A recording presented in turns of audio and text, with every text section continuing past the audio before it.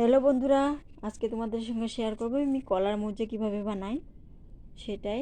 আর এই দেখো, কলার মোজাটা আমি বেছে নিয়েছি, এখানে বেছে নিয়েছি আমি, এখনও কিন্তু সম্পূর্ণ কাটা হয় নাই।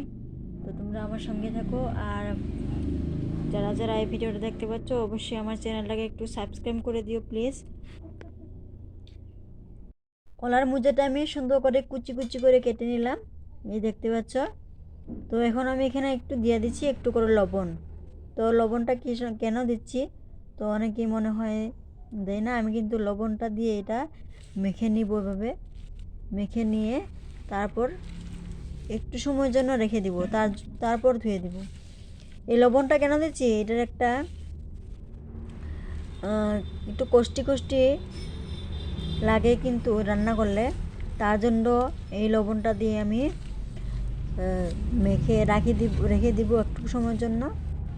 অনেকে কিন্তু গরম জল দিয়ে সিদ্ধ করে নেয়, আমি কিন্তু গরম জল দিয়ে সিদ্ধ করি না। কেন, আমি ভাবি গরম জল দিয়ে সিদ্ধ করলে এটার যে আয়রন আছে, কলার মোজার মধ্যে অনেক আয়রন থাকে, এই আয়রনটা কিন্তু আমার মনে হয় কমতি হয়ে যায়, তার জন্য আমি গরম জল দিয়ে সিদ্ধ করি না। আমি এইভাবেই লবণ দিয়ে কষলিয়ে তারপর ধুয়ে এইভাবেই রান্না করি। দেখো, মোজাটাকে আমি ধুয়ে রেখে দিলাম, সুন্দর করে চিপে চিপে ধুয়ে রেখে হয়ে গেলো। মোজাটাকে আমি ধুয়ে দিলাম, এখানে রেখে দিলাম চিপে চিপে, এমনি জল একটুকু নাই। তো এখানে আরও আলু কেটে রেখেছি, আলু দিয়েছি আমি ছোটো ছোটো চারটার মতন। তো এইভাবে কুচি কুচি করে আমি আলু দিব এই মোজাটার সাথে। কড়াইতে তেল দিয়ে দিলাম আমি,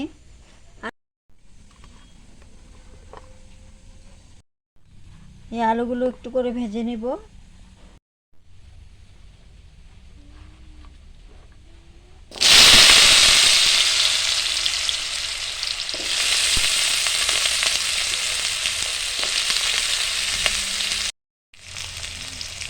একটু লবণ দিয়ে দিলাম,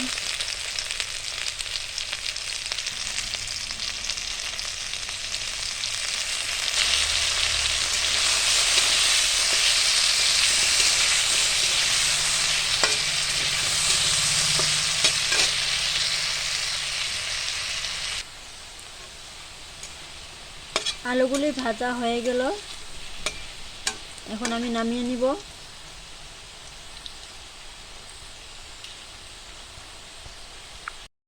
কলা চূড়াটা আমার ভাজা হয়ে গেল, এখন নামিয়ে নিব।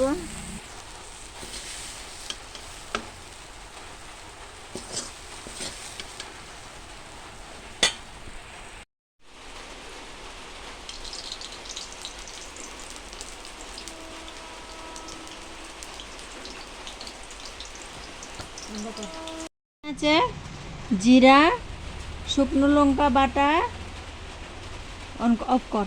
এখানে আছে জিরা, শুকনো লঙ্কা আর আদা বাটা, এখানে একসাথে আমি বেটে রেখেছি। তো সেটা আমি দিয়ে দিব এখন, অফ কর। দিয়ে দিলাম 5 ফোড়ন,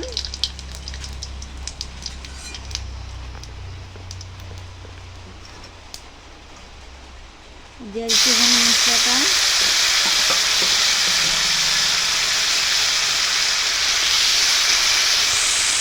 হলুদ গুঁড়ো,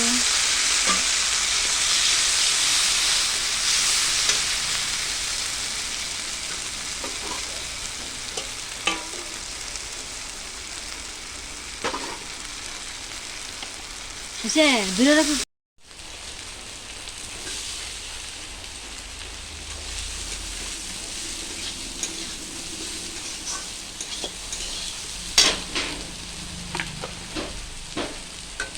দিয়ে দিলাম পরিমাণ মতো লবণ,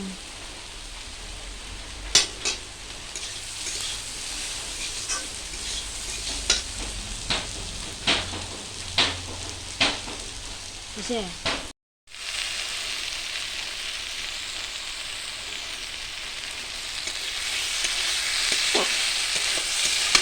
মশলা ভাজা হয়ে গেছে, এখানে আমি দিয়ে দেব জল।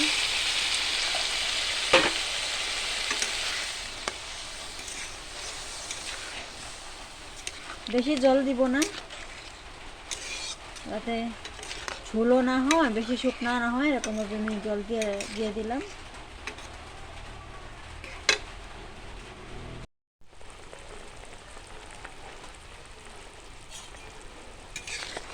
কাঁচা লঙ্কা চিড়ে কয়েকটা দিয়ে দিলাম।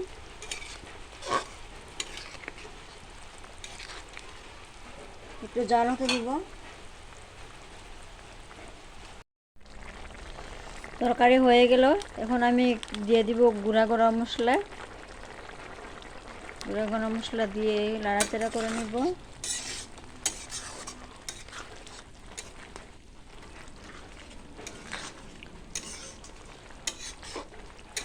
তো হয়ে গেল আমার কলার মোচার তরকারি।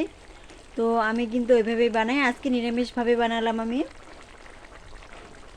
কোনোদিন আমি পেঁয়াজ রসুন দিয়েও বানাই, যেদিন আমার নিরামিষ না থাকে। তো আজকে বৃহস্পতিবার, তার জন্য আমি নিরামিষ খাই, আর তার জন্য আমি নিরামিষভাবেই বানালাম। তো আমার ভিডিওটা কেমন লাগলো অবশ্যই কমেন্ট করো। আমি কিন্তু এইভাবে বানানো, আমি কিন্তু শেখাতে যাইনি কাউকে, জাস্ট আমি শেয়ার করেছি আমি কীভাবে রান্না করলাম সেটাই। তো হয়ে গেল আমার কলার মোচার তরকারি। গ্যাসটা আমি অফ করে দিলাম।